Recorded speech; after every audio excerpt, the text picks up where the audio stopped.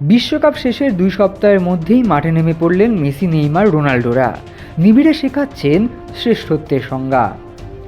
বিশ্বকাপ শেষ, আলো নিভেছে, ট্রফি উঠেছে, উল্লাস থেমেছে। কিন্তু সত্যিকারের কিংবদন্তিদের গল্প কি এখানেই শেষ? একেবারেই নয়, বরং বিশ্বকাপের পরের দিনগুলোই যেন আরও একবার প্রমাণ করে দিল কেন লিওনেল মেসি, ক্রিশ্চিয়ানো রোনাল্ডো এবং নেইমারকে শুধু তারকা নয়, ফুটবল ইতিহাসের অন্যতম সেরা বলা হয়।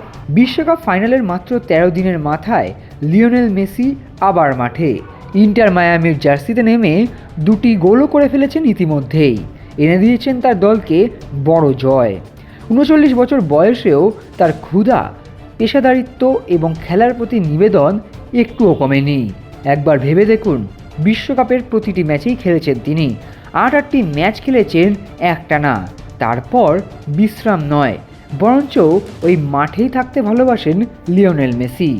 অনেকেই বিশ্বকাপের ধকল কাটাতে আরও বিশ্রাম নিতেন, কিন্তু মেসি যেন জানিয়ে দিলেন ফুটবল তার কাছে শুধুই পেশা নয়, এক আজীবনের সাধনা। এই কারণেই তাকে অনেকে গোট বলে থাকেন।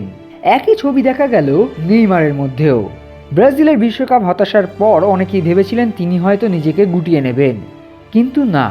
শৈশবের ক্লাব সান্তোসের জার্সিতে নেমে আবারও সেই আগ্রাসন, ড্রিবলিং, আবেগ আর লড়াইয়ের মানসিকতা দেখালেন।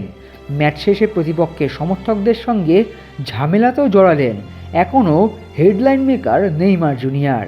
তার কেরিয়ারে হয়তো আর কিছু প্রমাণ করার নেই, তবুও প্রতিটি ম্যাচে নিজেকে উজাড় করে দেওয়ার মানসিকতা নতুন প্রজন্মের কাছে বড় শিক্ষা।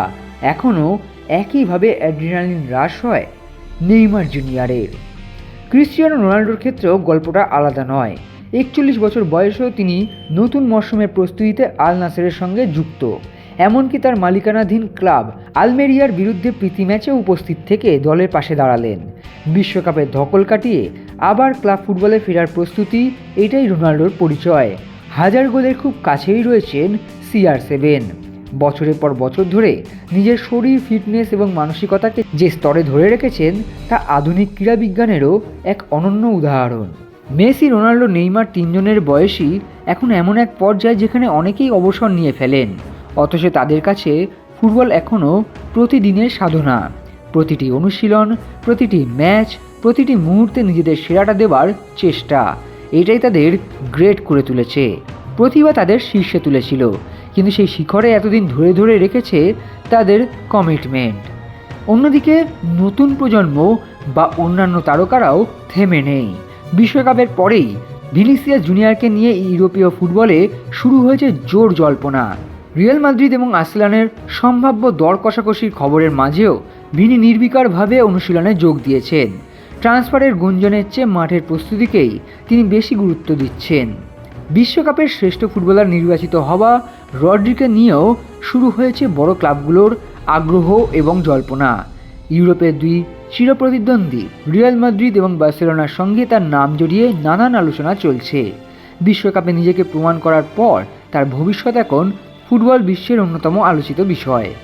এদিকে বিশ্বকাপে নজর কেড়ে নেওয়া ভজিনা পেয়েছেন নতুন ক্লাব, নতুন ঠিকানায় তাকে স্বাগত জানানো হয়েছে রাজকীয় আয়োজনে। একইভাবে নতুন দলে যোগ দিয়ে উষ্ণ এবং বর্ণাঢ্য সংবর্ধনা পেয়েছেন মোহাম্মদ সালাহ। বিশ্বকাপের মঞ্চে নিজেদের মূল্য আরও একবার প্রমাণ করার পর ক্লাব ফুটবলেও তাদের ঘিরে উন্মাদনা যে কতটা বেড়েছে, তারই প্রতিফলন এই অভ্যর্থনা। বিশ্বকাপ শেষ হয়েছে, কিন্তু ফুটবল থেমে নেই, বরং নতুন মরশুমের সূচনায় আবারও দেখা যাচ্ছে সেই একই ছবি। কেউ নতুন চ্যালেঞ্জের জন্য প্রস্তুত হচ্ছেন, কেউ নতুন ক্লাবের নতুন স্বপ্ন বুনছেন, আবার কেউ 4 দশকের কাছাকাছি বয়সেও একই আবেগে মাঠে নেমে প্রমাণ করছেন কিংবদন্তি হওয়া শুধু ট্রফি জেতার গল্প নয়। কিংবদন্তি হওয়ার নাম প্রতিদিন নিজেকে নতুন করে তৈরি করা।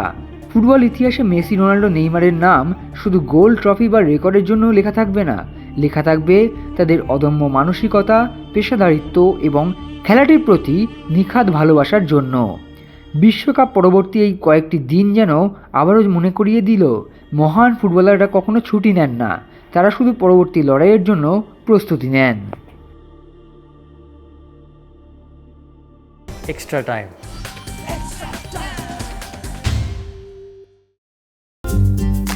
লেটেস্ট নিউজ আর এক্সক্লুসিভ ভিডিওর সঙ্গে আপডেট থাকতে এখনই সাবস্ক্রাইব করুন আমাদের ইউটিউব চ্যানেল বেল আইকনে ক্লিক করতে ভুলবেন না যেন।